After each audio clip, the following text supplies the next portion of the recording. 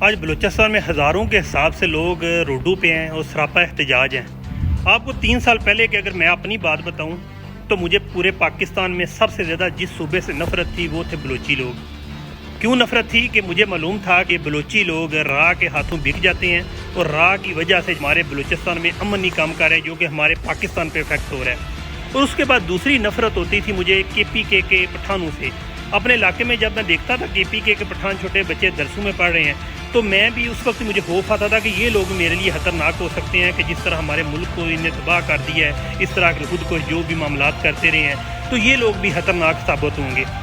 کیونکہ میں نے مطالعہ پاکستان میں ہسٹری میں جو میڈیا میں جو کچھ سنتا تھا میں اس پہ جو یقین کرتا تھا، لیکن وقت گزرتا گیا اس سال تک، اب 1 سال اور اب تک مجھے معلوم ہو گیا کہ اتنا زیادہ معلوم نالج مل گیا مجھے کہ میری دعا ہے کہ اگر ملک پاکستان میں انقلاب آئے تو کیپٹل بلوچستان کو بنایا جائے، کیونکہ سب سے زیادہ تکالیف ان لوگوں نے برداشت کی جو کہ آج بھی سراپا احتجاج ہیں اور ہزاروں کے تعداد سے اپنے مسنگ پرسن کے لیے رو رہے ہیں۔ اب بلوچستان والے لوگ راہ سے پیسے کیسے لے سکتے ہیں کہ جس کے زمین پہ، جس کے لینڈ پہ اتنا سرمایہ ہے کہ اگر بلوچستان میں سے جو اس سرمایہ کو، اس کے سونے کی کانوں کو، ہیرے کی کانوں کو، جتنے بھی ظاہر ہیں ان کو نکالا جائے تو پورا پاکستان پوری دنیا کو قرض دینے والا ملک بن سکتا ہے، اتنا سرمایہ ہے۔ اس کی چھوٹی سی ایگزامپل آپ کو معلوم ہوگا کہ عمران خان کے دور میں ساحل سمندر پہ بتایا گیا تیل کی جو کافی زیادہ مقدار گیس نکلی تھی، ابھی بھی وہ تیل ساحل سمندر سے لے کے بلوچستان تک اتنی زیادہ ہے کہ اگلے 80 سال تک پاکستان کے ہر خاندان کو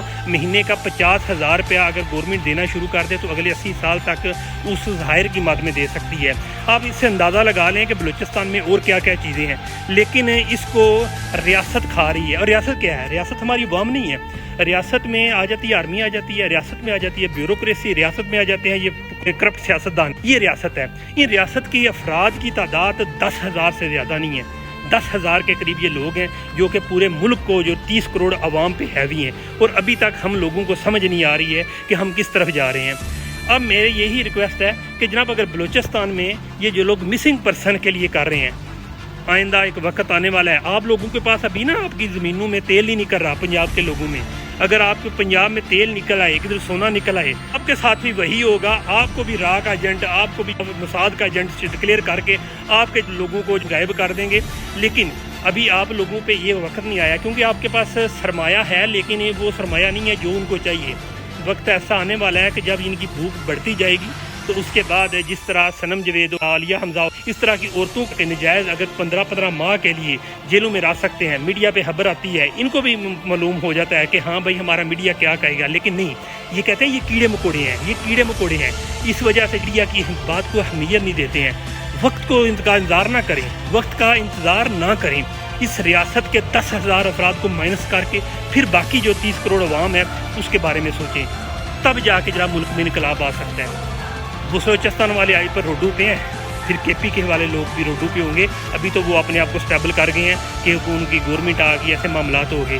پنجابیوں، آپ لوگوں کا بھی وہی حال ہونے والا ہے۔ بڑا تکلیف ہوتی ہے یار، میں کھا رہا ہوں الحمدللہ، اچھا روٹی کھا رہا ہوں، اچھا کھانا کھا رہا ہوں، ویل سیٹل ہوں، سارا کچھ ہے، لیکن یہ ہے کہ تکلیف ہے۔ میرے ملک کے افراد ہیں، میرے ملک کے لوگ ہیں، میرے ملک کے لیے جان بھی حاضر ہے، لیکن جان اس طرح نہیں حاضر کہ میرے ملک کے لوگ بزدلی کی طرح مرتے جائیں اور میں کہوں کہ میری جان حاضر ہے۔ اگر میں بیرون ملک بیٹھ کے اگر ویڈیو بنا رہا ہوں نا تو میں آپ میں بھی شامل ہو سکتا ہوں۔ جو میں پاکستان میں تھا تو جناب میں نکلتا تھا روڈوں پہ، اب بھی نکل سکتا ہوں، لیکن یہ ہے کہ یہ نہیں کہ آپ روڈوں پہ ہی نکلیں۔ اس وقت سوشل میڈیا کا دور ہے، ہر ایک بندہ انقلاب سوشل میڈیا پہ لے آئے، ہر ایک بندے کی زبان جو ہے اپنے اندر چھپا ہوا رستم، اپنے اندر چھپی ہوئی آواز کو نکالے، انقلاب لا سکتے ہو۔ پاکستان آپ کے ہاتھوں میں۔